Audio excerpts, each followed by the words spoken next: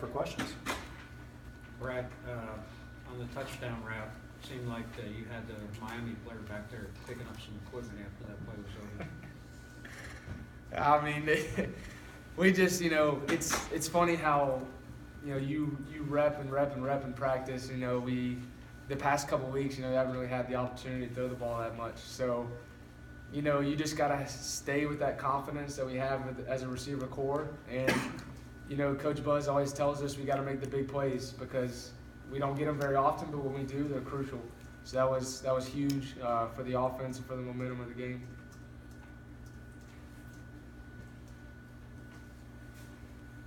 Yeah, Brad. I guess first of all, speaking for the senior class here, what does it mean to beat Miami? I mean, I haven't beat them yet, so that was awesome. I mean, that nail biter last year where they won on that fluke play, and it's hard to describe some feelings sometimes, and it's a blessing. And I've counting down. I mean, we have three more, and possibly 4 more, depending on what happens. And it's just crazy how time flies. And I remember coming in here as a freshman after the Alcorn State game, and coming out of high school, and it's just, I don't know, it's just crazy to be here as a senior. I never would have saw it in a million years. I never thought it would come, but it's great to be playing with these guys and these seniors, and I've really enjoyed every single moment of being here.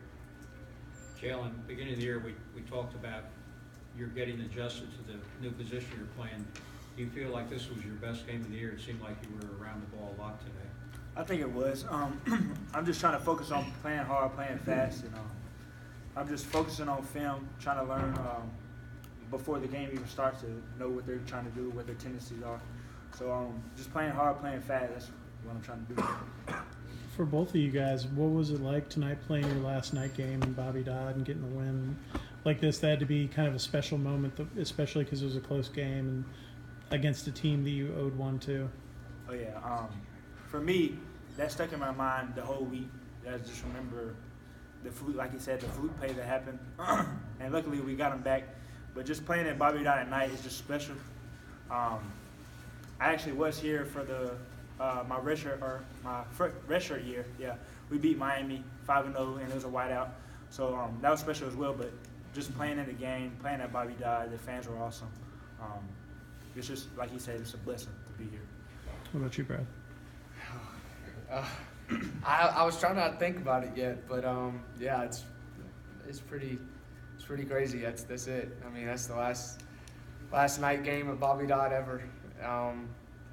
It's just wow. It's crazy.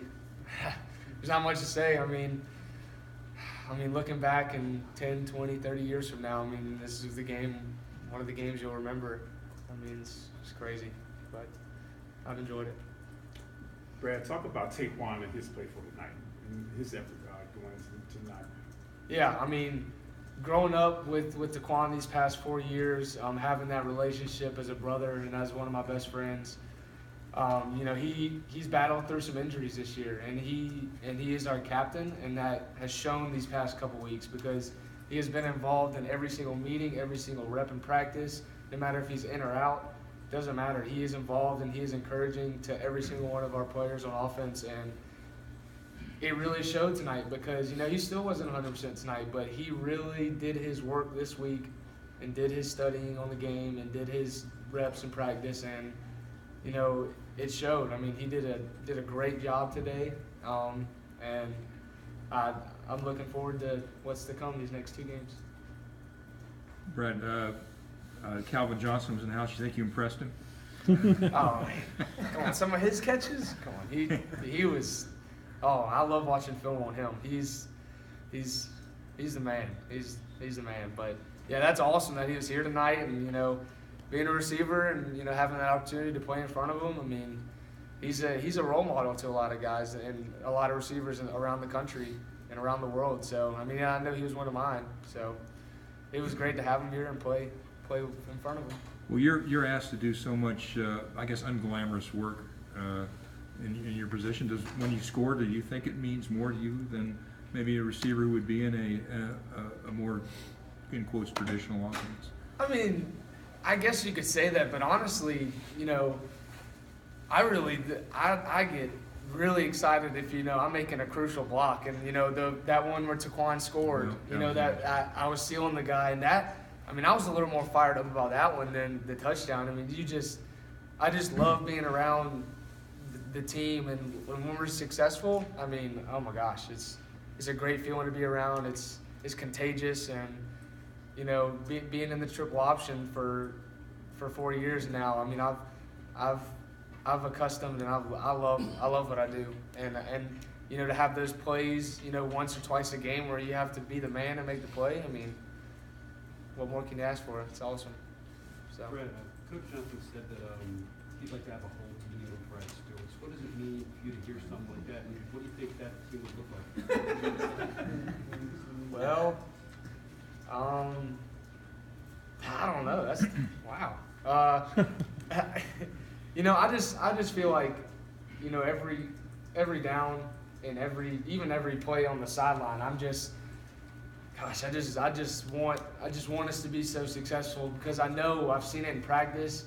We'll go against the defense. I see how successful they can be. I'm with the offense every day. I see how successful we can be.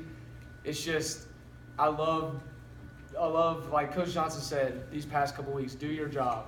You know, the guy to the left of you and the guy to the right of you are going to do their job. So you need to focus on what you have to do. And for me, a lot of the time it's perimeter blocking. And, you know, some of the time it doesn't even get there. But that one time it does, like today when Taquan scored, it was a huge block. So, you know, I think it's just consistency and really loving the game and really loving to win. And really not even loving to win, like Coach Johnson says, hating to lose. Like, I hate to lose. And Jalen says the same thing. Like winning's awesome and I love it, but I hate to lose. And I would say I would like to play with a team full of Brad Stewart, because he wears his tail off. Yeah. I'll add that. For both of you guys, you know, I don't know how long ago it seems, but you guys are 1-3, and, you know, it seemed like the world was coming down and all that sort of thing. And I'm curious, what has it been like to go through this transition where now you're going to bowl, as seniors you're going to bowl, and team's playing really well, and it seems like things are coming together. Can you describe just that experience? Like you said, we just tried to focus on staying together. We didn't want to point the finger. Everything was going bad, and we knew having a new defense, I don't know about the offense, but just having a new defense, we'd have to focus on adversity. And we had some adversity at the beginning of the year, so I think we're getting our rhythm. I think we're playing a lot better. Like you said, just staying together. Not worrying about what everybody else says, just worrying about us and staying together. Yeah, I agree. I think it's easy to shut it down after being at a point of 1-3, like you're saying. It's easy for a team to kind of throw in the towel and just play as an individual. But, you know, that shows to how we have trained in the off season with Coach Sis, how we came into camp and grinded for two plus weeks. It just shows that brotherhood, that look, no matter how bad it's going, we're staying together and we're going to do this. And we're going to go into every game expecting to win. And, you know, Coach Johnson and Coach Woody draw up great game plans for us, and we just have to execute. Brad, defensive backs talk a little bit from time to time. How much do you hear about from them just along the lines of playing in this offense, and or do they just get tired of you blocking? That's actually a really funny question. I mean, the past 4 years, I've heard everything, and I don't even want to say any of it, but you know, it's yeah. I just laugh it off. I mean, a lot of the time they're just trying to get in your head, but I've heard about everything you can think of, but you know, I let them talk and then I make plays. And then, was that your revenge? You get to block them? Yeah, okay, for sure. Yeah, because they'll get a little frustrated, and whistle stops, I stop. But as soon as the play starts again, you know, I'm in their face and getting them blocked. So. All right. Anything else for Brad?